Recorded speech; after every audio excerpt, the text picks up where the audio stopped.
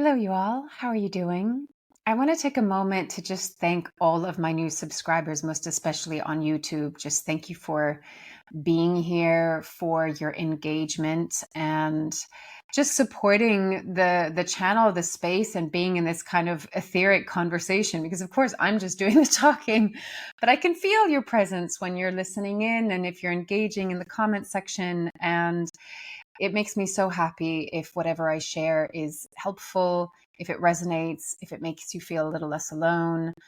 And may this space and place be a little pocket of peace and a home away from home for you to just land back within yourself. So thank you to all my new subscribers and welcome.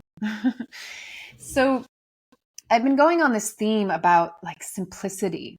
I definitely am feeling it in my life, the importance of just simplifying, simplifying, simplifying. And last week I talked about even just simplifying our purpose, our soul's purpose and mission, and how there's a lot of pressure. I think just there's so much pressure from society to always be doing or becoming something more than who and what we are now. In a world that is increasingly getting louder, more chaotic, more complicated in a way, like, I don't really get into the whole AI thing. I'm technologically savvy, but I have very healthy boundaries. So I don't want to get into that topic. But what we've seen often is that when new technology comes in, it's meant to simplify our life, but I find that it often overcomplicates. How many of you like don't know which password you have to what site because you need about 50 million of them? You need to have like something else separate where you can like know and remember all of your passwords. Like things aren't less complicated, they're more complicated. So what I want to look at today are what are the ways in which we can simplify? And a lot of the ways aren't just going to be physical actions, they're actually going to be a state of being, an energetic, emotional, spiritual, even state of being. And so I want to thread things in that can support you in just quietening down the noise, returning back home. And, as we look at simplifying what gets to turn on and get louder within you, that is actually going to be far more supportive than all the junk we're processing every day. So let's dive in.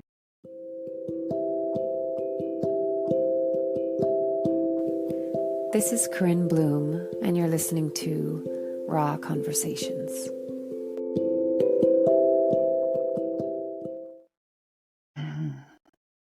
So, as I tune in, I think just there's so much going on for people, and I think it's a little bit of everything. I think in process of transformation or in labor, I'm going to use that analogy, there's expansion and contraction.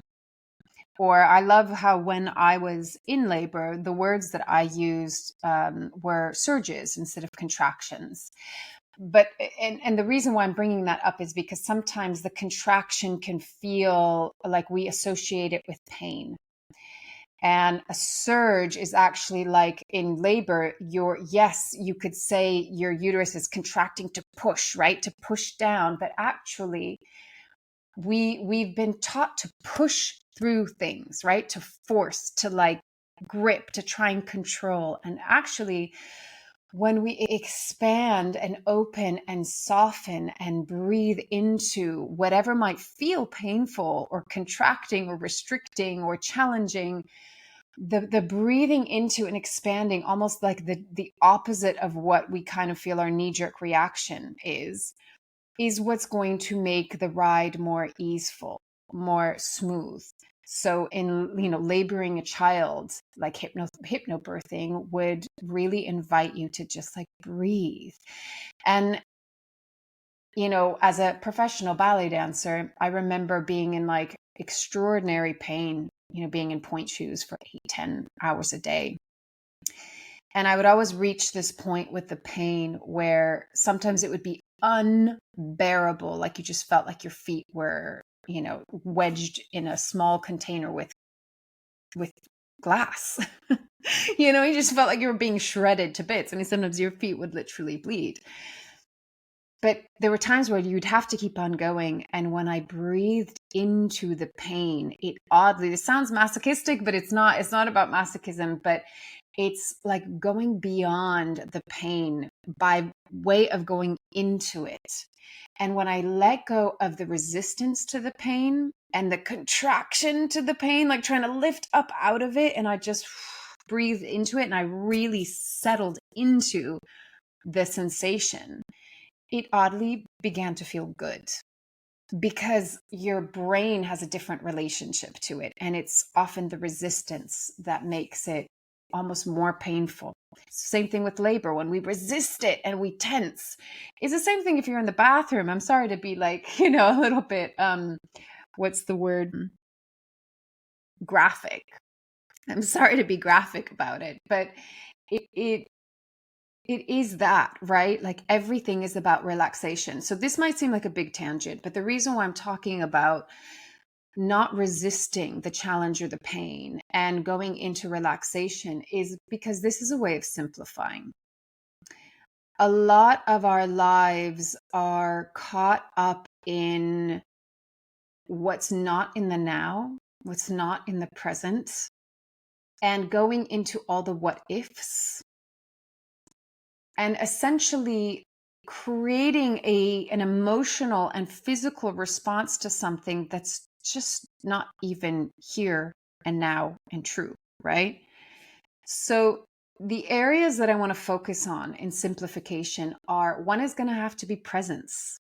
Like, we have to remain in the present moment. And we live in a society that is so addicted with the future, that is so addicted to what's going to happen next, and what are you planning next, and what are you building towards, and what goal are you setting, and everything is projected forward. What do I have to do? What's the next thing on my list to do, right? And you get one thing done, and then you kind of want to go on to the next thing, or one date has been complete, and you want to go on to the next month and the next month and the next month. And I understand that some people's lives are kind of, they have to be that way, but at the very least, if we can rein our focus back into the here and now, that is a way of simplifying, because we get into overwhelm when we're in that kind of space of, it's just not here. I don't know how to say it any more simpler actually than that. It's like, it's just not here. So if it's not here, it's not in our current reality. It means that it's entirely a thought form. It's entirely a projection in our mind of a reality that we will at some point reach, but it's not here and now. And sometimes that, like when the overwhelm happens, when you accumulate one task after another task that you have to do in the future, or one thing that you have to do, or another event that you have to do, all of it's in the future, right? Whereas if we just are in the, okay, I'm here now. What do I need to do right now in this moment? And can I actually land in myself first before I take any kind of action? I wrote this in a response in a comment in the comment section of, there's nowhere to go but just to be here, and there's nothing to do but be. Like, that's what we're learning right now. It's not about doing and going somewhere outside of us. It's about being within ourselves and being here right now. So a lot of people might be feeling like, I think there's a little bit of everything. Some people feel like they're on the hamster wheel and they just can't get off. And it's so like, it's really too much, right? Unrelenting. Other people are feeling the opposite end of that spectrum, which is stagnation, and like nothing is really picking up any kind of momentum. And they might be feeling stuck and frustrated, and that there isn't that flow, that there isn't abundance, that there isn't like things just kind of moving with some ease, right? Both are actually inviting us to just not push to do more than just be here right now. And I know that sounds kind of like maybe some spiritual crap that you're like, yeah, that sounds nice, but it's a bit abstract. And how do I do that? So, presence requires two things. It requires awareness, which is obvious, right? Like it's hard to be present if we're not aware of ourselves, of our environment, and on deeper levels, our energy, our emotions, our physical, the health and quality of our body, maybe the vibrations and frequencies and, whatever we're picking up from other people or the environment. There's a lot that comes under the umbrella of awareness, right? And that honestly is just like a fine-tuning skill that happens day in and day out, year after year after year after year. Building awareness comes in partnership with presence. We have to have awareness to be present, but we also have to be present to be aware, right? So all of it is just be here. Just be here and notice. The second piece that comes with awareness is non-judgment. We get pulled away from the present moment. We get pulled away from our awareness of just what is when we go into the story of judgment. Judgment brings us into all of our limiting beliefs, all of our fears and insecurities, all of the illusions of life and society, the what ifs. It pulls us down that path of fear because judgment is the opposite of, hey, however you're feeling right now, that's okay. Who you are in this moment is perfect enough, is good enough, is whole enough, is significant enough, matters. You belong. You don't need to do more to prove yourself, right? You're not falling behind. You're not dumb. You're not an outcast. You're not whatever it is that we as humans might say to ourselves that pulls us into a story that is based on an illusion, whether it's a societal illusion or an illusion that was created through your family dynamic or the way that you made sense of yourself at school or with your peers or whatever it is. Often what we're doing in this work is we're peeling away all the shit that's just not us. It's just not who we truly are. I've really, really been getting into watching these NDE videos. I think I've shared it before because I actually got my mom onto them and she was so grateful. She's like, thank you so much. They're so moving. They are so moving and so touching. And you know what? So simple. You know why?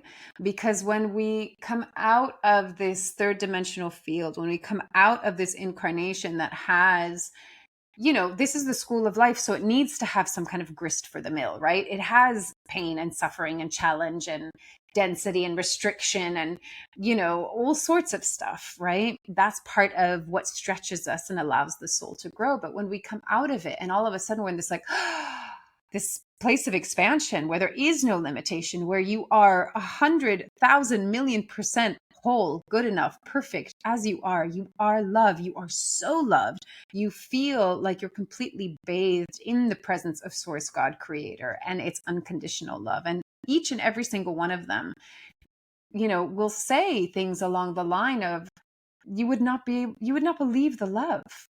You just wouldn't believe it. When my friend passed last month and I connected to her both as she was passing through the veil and once she had passed. And the first time I connected with her, she was just like, it's so beautiful here. It's so beautiful. A lot of these NDEers don't want to come back. So I don't want to go back into that really, small confined body that has all this pain and struggle and like, you feel the separation or the illusion of separation. And it's hard work, right? It's hard work here. But what they all meet on the other side is love. You don't need all the material stuff. You don't need nothing. There was nothing that said, oh, you needed to do this and this and this and to prove yourself. Your soul might have set out certain paths and lessons and experiences because it's what you wanted to experience in this life. And what you maybe wanted to learn, just like if you went to university, you would choose certain courses that you want to learn because you want to expand your knowledge and your wisdom in that particular area. right? So the soul does that through the human experience. And sometimes it's a bit of a bitch, right? Like it's a hard lesson. And sometimes it's a beautiful lesson, right? And I think there's both in everything. There's always, yeah, it's full of both duality and non-duality, which I know is a total oxymoron, but there you go. That is the paradox of life. So the simplification of you're already worthy. You're already good enough. You are already completely held in love and you are love. So if we know that to be our true self, what complicates things when we come here is judgment. What complicates things is the illusion of separateness. And unfortunately, we live in a society that really likes to manipulate us through that illusion of competition and you versus me versus you, us versus them. And, it starts young with like competitive games. If you look at kind of tribal times, there was no competition. You had to either collaborate or the game didn't work. And it's a very kind of modern, just a modern thing to create games that are competitive, that have a winner and a loser, right? So it already sets up your mind for us against them. And all of this creates pain for the part of us that knows that we are one, that we are unconditional love. We've come down into a realm where there's so much condition, right? So letting go of judgment so that we can fully come into a state of awareness and presence. And that's here through, like, think about how if you're feeling kind of crappy about yourself, maybe you're having a bad day, maybe something happened and you're feeling just a little bit low, and maybe you don't believe in yourself so much, or you lost a little bit of confidence, or you just feel kind of, alone and you feel just a bit shitty, right? When you're with someone that loves you, be it a friend, a partner, a family member, even a pet, even though it's nonverbal, and you just feel that sense like they're there and they're listening to you and they're like, hey, it's okay. I'm here. I love you. I believe in you. What does that do to us? We relax, right? We relax. We let go. It's like all of the energy and the culmination of all of the story that we've been listening to, and maybe the judgment, and especially the self-judgment or the shame or the blame or the worry or the concern or the projection because of the fear and the anxiety and the what if and maybe that and it could be this, and there's a feeling of falling short to it. When you have someone that loves you, that's like, it's okay. Even if it's like your dog or your cat that crawls into your lap and they just love you for you, right? You get to stop and exhale and drop the story and come into the present moment and be aware of how you feel, but from a place of compassion and love. So a part of simplifying our lives is to love who you are and where you're at as often and as frequently as you can. Like every day, as many moments within the day as you possibly can. Obviously, like in a natural way. Don't be like, I need to stop and love myself right now. I mean, maybe that's good. Like put in a little reminder, a little alert, right? To be like, oh, okay, I'm going to tune in and see how is my relationship with myself right now. But simplifying our lives, first we have to simplify our state of being before we can simplify our actions, right? The being has to come before the doing. You could say, okay, I'm going to simplify my life by taking more pockets of time out to go into nature. 100%. I would recommend that so much, because that will help you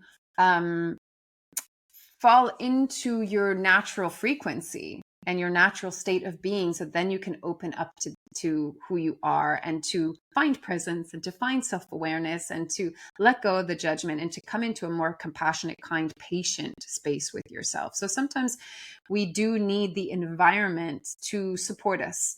And I want to say something on that note. As many of you who have been following me know, I had been living for the last year in a very urban environment, just constant, incessant noise, dealing with tons of traffic, just so the opposite of I'm a nature girl. I really, really need to be in nature.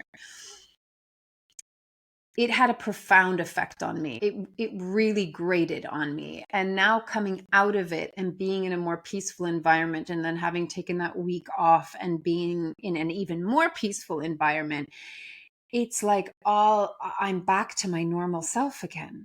I had been working a lot going in. I was forced to go in because of all the external noise. But when your external environment can reflect your internal environment, and there's that sense of just peace and relaxation, and your nervous system on all fronts gets to exhale and let go. We begin to recognize, and we can go into our natural state of being more easily because we're not in survival mode. So environment absolutely matters. People that say it's not about your environment, it's about your inner state of being. Of course it's about your inner state of being, but your environment really affects you. So a lot of people live in cities, and cities are so far from anything natural. So if you're in a city, you're going to have an extra challenge, right? It's already hard enough being human. It's already hard enough to kind of come into presence and self-awareness and emotional intelligence and connect your intuition and, discover your own wisdom and inner knowing and how to make choices and how to stay grounded and how to be authentic and, sovereign. I mean, it sounds like a lot of work, right? But actually at the end of the day, it's like, just be you. There's nowhere to get to. There's nothing that you have to do. But when we're in unnatural, I'm going to call them artificial environments, because that's what they are. They're not natural to earth. They're artificial, and they're made in a way that is not like, cubicles. Like, what the hell? Like, whoever created that was like, yeah, this is for enslavement. This isn't for growth and innovation. And, so anyway, I could go off on that one, but I'm not going to. There's a lot that we're confronted with right now that isn't natural. You throw onto that all the noise that comes through media, whether it's social media or news or whatever, however you kind of absorb information. It all gets really complicated, right? And it gets so overwhelming to the senses and to your being that it's, how do you come into a place of intuition, of inner knowing? And this is where the simplification of turn things off, stop following. I recognized even that it was like, there was a period of time where I would watch different podcasts and the astrology update or the energy update or these things. And, sometimes they're great. They're really wonderful. And I recognized, but you know what? It's all keeping me in a future moment. And that complicates things. It complicates things because you're not here now. You're projecting into a what if and a maybe. And sometimes, these energy updates and these astrology updates are really like on point. I tend to like them after the fact. Like if I've gone through something and then maybe I check in, I'm like, oh yeah, that resonates.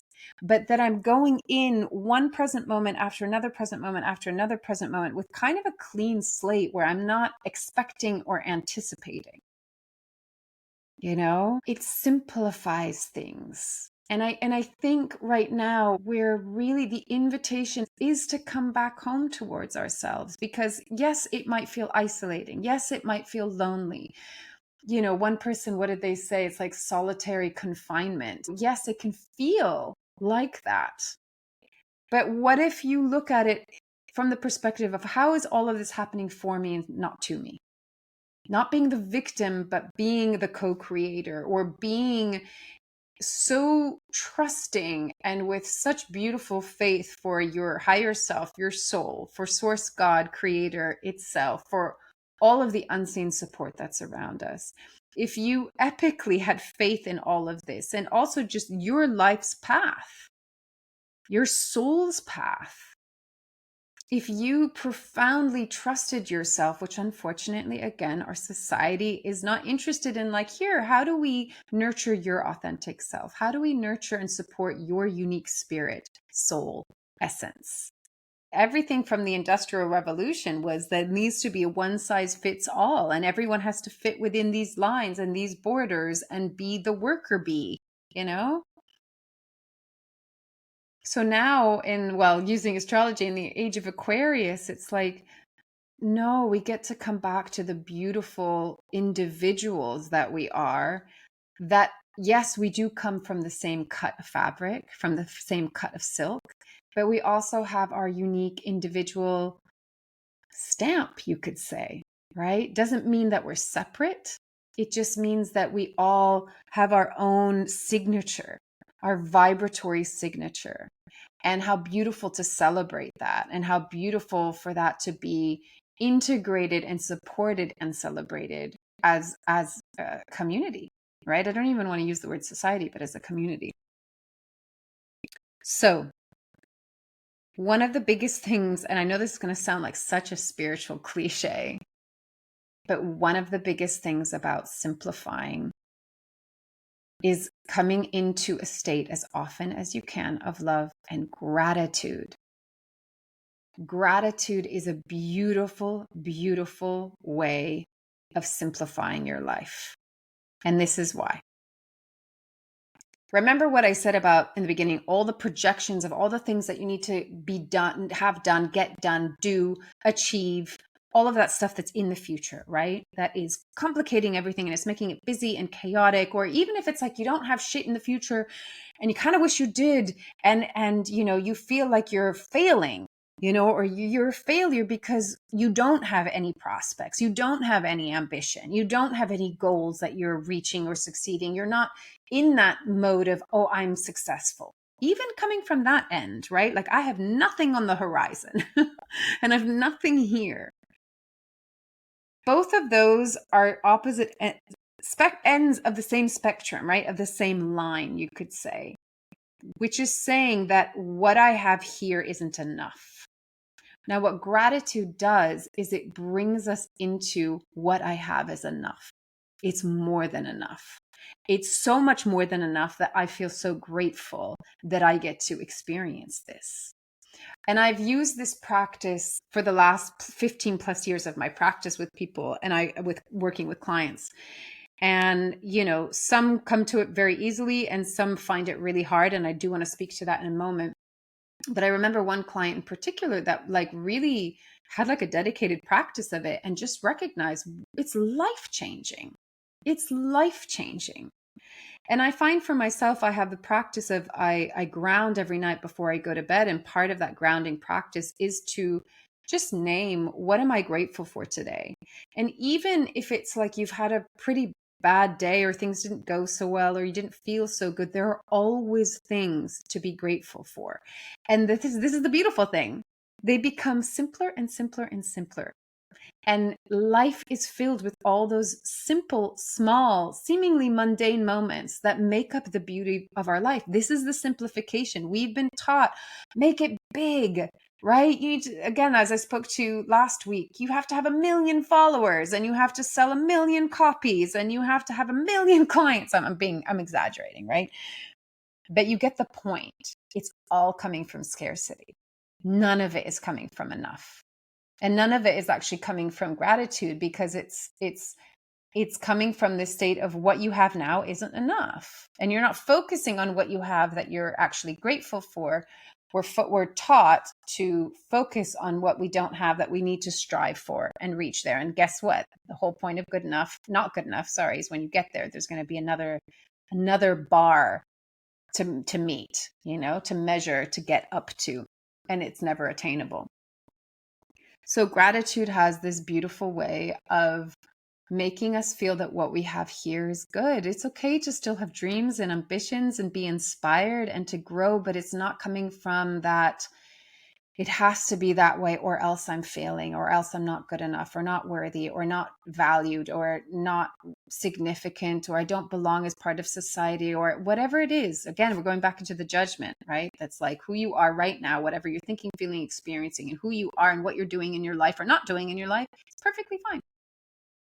It's perfectly fine. Just take that in for a moment. Like, if who you are and what you're doing or not doing right now is okay, you get to exhale, right? Let go of the pressure. You don't need it. It's a false measure. And it's meant to keep you in this loop of strain and stress and survival, and then fear. And then when we're in that state, we're so far from our sovereignty. We're so far from knowing our inner power, and just the beauty of the unconditional love that we are, you know? So just to kind of condense and concentrate and give an overview: presence, awareness, love, and gratitude, right? And the piece that needs to be let go of at the bottom of that is judgment, right? That is going to be people's biggest challenge to get into a state of presence, awareness, love, and gratitude.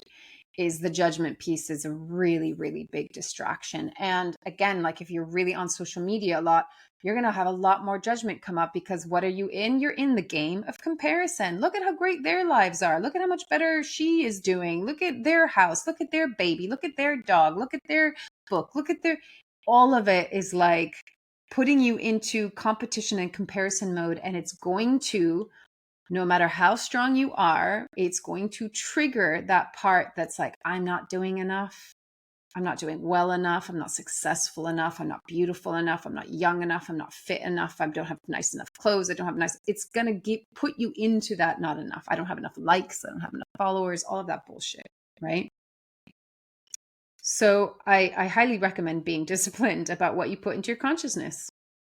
Just like you could be disciplined about what you put into your body as far as food, is it organic or is it full of pesticides? Is it GMO or is it like come from the natural earth, right? What we put into our consciousness is no different. It's either junk food or it's healthy food. So when we come into the simplification of our lives via presence and awareness and coming into a state of love and gratitude, all of the noise becomes, I don't want to say becomes irrelevant, because it's still there, but it just doesn't pull on you in the same way. You see it for what it is. You kind of see it that it's a game, right? It's a game. There's a lot of drama. It's vying for your attention.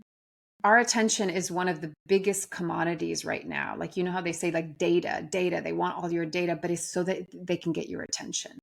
And your attention, your focus, and the energy and frequency that comes behind that focus, that is funneling into that focus, it's like golden elixir. And so we have to be so wise and so prudent and so discerning in, where do I offer that golden elixir to? And am I going to spread myself so thin and project fragments of myself out in front of me, into the future, into things that I cannot control? Or am I going to hold it all within myself and work on really rooting myself, to the earth, to my relationship with Source Divine, unconditional love? From the state of being that I'm enough as I am right now, right here. All I need to do is be right here. Let go of the story, let go of the beliefs, let go of the judgments, let go of the voices, let go of the what ifs, let go of the fears and anxieties. And what I mean by let go of is, don't give them your attention. Don't give them that golden elixir of your attention. It's precious. So instead, you bring it into you and you bring it into your heart.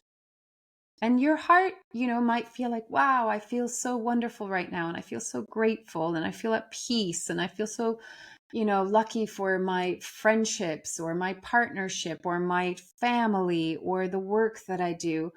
Or your heart might be like, I'm hurting and I'm lonely and I'm scared. And I wish I had this and that. And this is painful. And why am I not where I want to be? It could be anything in between and more, right? It doesn't matter. Simplifying our lives is you don't need to go into the story of it. You just go into the feeling and you give yourself what you need. If you're in a state of love and joy and gratitude and peace, breathe that in and emanate that out and give that to your fellow humankind. Metta, right? Give out loving kindness, compassion, peace. That's how we change the world. We're on a frequency level now. We're going into the fourth dimension. It's about thought and frequency. You're of so much service by doing that. And if you're in the darkness and you're in the hole, you tend to yourself with love. Be here now with presence, with awareness, with love and gratitude. Now, I want to speak before I'm going to let you go because it's getting long. I want to speak to the point of how sometimes gratitude can be really hard. And when we're in a period of life where you're like, I don't have anything to be grateful for. F this stupid great gratitude like journal or practice, or this is shit, right? Like life is just shit and I'm hating it. And I get it. I so get you and hear you and understand you if you're going through that. I think we've all been there, whether we want to admit it or not. I think we've all been there at one point or another. And I think was especially in the last 5 years because things have been so extreme. So you know what? Take your time with it. This isn't about creating a false, like, I'm grateful for this and I'm happy for that. And I'm like, everything is like dandy Jane, whatever. No, this is about authenticity. But it's also about finding the simple, smallest things that you can be grateful for. It's okay to have a review of your day and go, this was shit, I hate this, F that, I'm angry at this, I'm frustrated at that. Great. Name all of it. All of it deserves to be seen, heard, and understood, right? All of it. And then once that's come up and out, it's had its voice and you can release that, then finding the little tiny things. Like right now I'm looking at, I bought a rose plant several months ago and I called it Faith because of something that came up when I was asking for a sign, and I received a sign of a rose, and I saw it on this remote beach. And then I went into a store and saw this little rose bush and I thought, okay, I'm going to buy that just so I have it in my house as a reminder. And this was when I was still in this apartment that was not great at all. I mean, it was really hell on earth for me. And all of the little buds, roses were dying. Only two made it. And it was dying. And it was just like the plant did not look good. And I thought, oh, that's going to be the end of it. But I wanted to take it with me to my new place, my new temporary place. And the moment it's been in this environment, I'm happy. I feel peaceful because my environment is peaceful. It's quiet. It's beautiful. It's lovely. It is completely, I'm looking at it right now. It's completely regrown.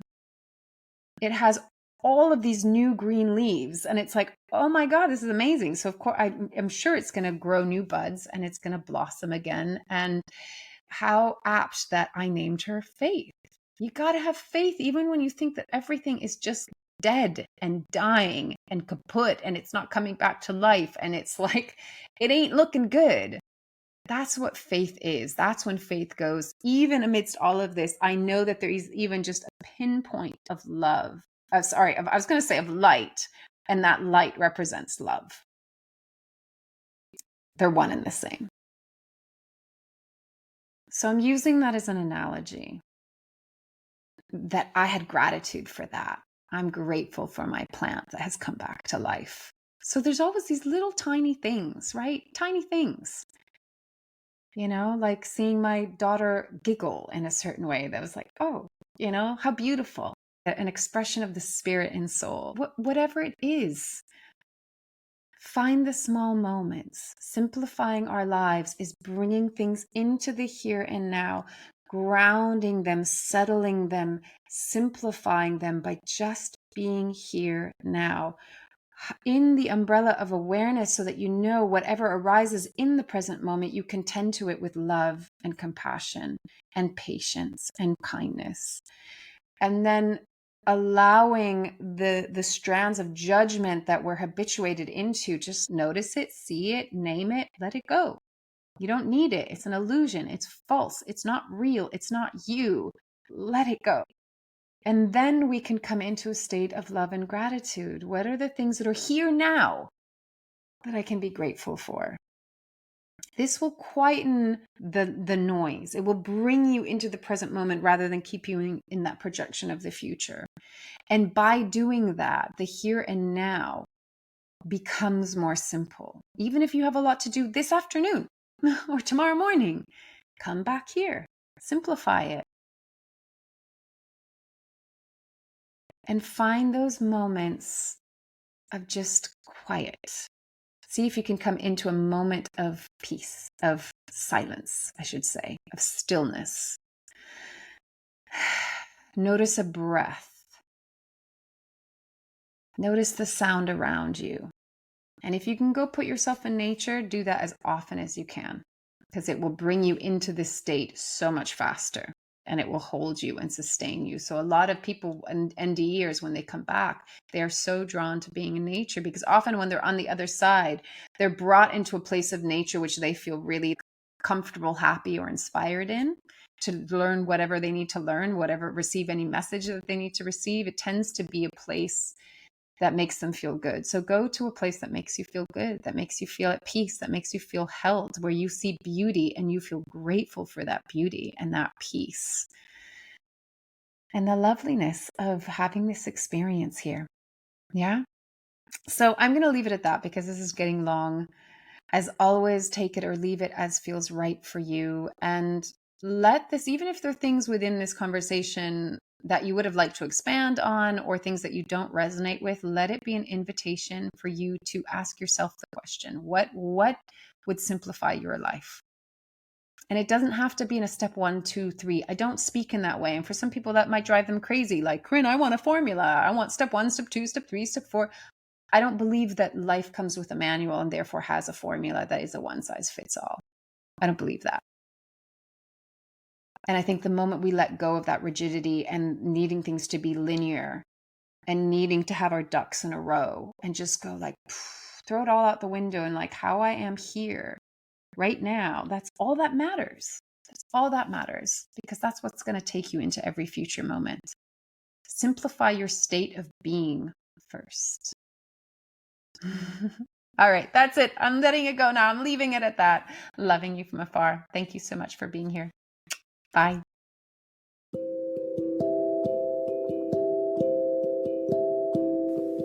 You've been listening to Raw Conversations with Corinne Bloom.